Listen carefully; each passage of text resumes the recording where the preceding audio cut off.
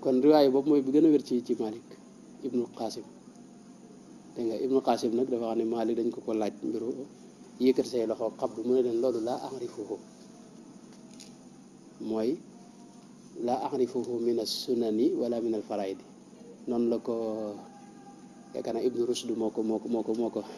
ko firee noonu ci albayaan léegi nag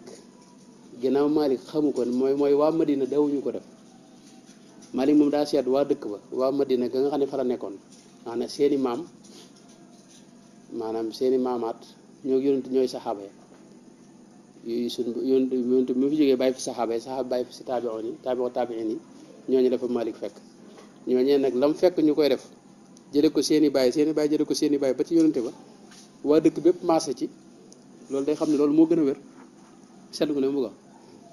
loolu nag donte am na xadis it day bàyyi loola fi ne ci misaal bismillahi rahmaani rahim fi ne duñ ko tàmbalee xam nga maris daa Malik Seydina Imam Malik daa gis ne jàkkay Madina yonente bi jiit na fa ba bàyyi kenn du mës a dégg mu tàmbale bismillahi rahmaani rahim Seydina Abu Bakrin jiit na fa ba tàyyi moom it kenn mës a dégg mu tàmbalee bismillahi rahmaani rahim Omar noonu Ousmane noonu Seydina Ali itam ca Kuufa la nekkoon waaye xamuñu fu mu tàmbalee bismillahi léegi Malik ne kon léegi ginnaaw am nay xadis it kon xadis yi xëy na dañ ko nasxu wala am na jafe-jafe wala kii waaye lii waa Madina gépp marché def moom ginnaaw yonte bi itam loolu dara gënu ko wér seet nga li mu bëgg a loolu nag moo am ci wàllu sadlu ak xabdu Malik dafa wax ne tey bu dee naafila moom bu yàggee bu taxawaay bi yàggee bu la neex nga def ko ngir sukkandiku ak ngir mën a dëgër gis nga sëñ bi day wax sax ne loolu lu ci am la moom day mën a wax ne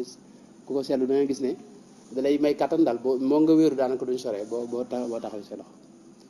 waaye loolu Malik dafa wax ne ci naafila bu naree yàgg yaa taalal xiyaam léegi nag yàlla nga gis sax ku la ne amul benn xadis boo xam ne tegtal sat la loolu dañ ko wax fekk loolu ñoom xëy na ñoom benn dañ ko gisul xëy na rek xam nga da nga gisul xam na lépp xëy na du jot fi jotaay du kii jotaay ba dama leen jox ay turi téere yoo xam ni maanaam naa ci yaakaar naa loxo jege juróomi téere yoo xam ne yëpp sadlu lay wax ak ay adillaam ak te téere kenn du ko bind te amoo dalil moom téere ba mu àgg kenn du ko bind te amoo dalil lu mel ne téere am na bu ñuy wax téere yi ci ëpp solo boog yi ci gën a yaatal al qawlul faslu fii ta'yiidi sunnati sadli kii ko bind mooy Cheikh Mouhamad Abid moo ko bind ak beneen téere boo xam ne mi ngi ko wax nusratul faqihi salik ala man ankara mashhuriyata sadli fi madhabi Malik li Cheikh Mouhamad ibn Yusuf al Kaafi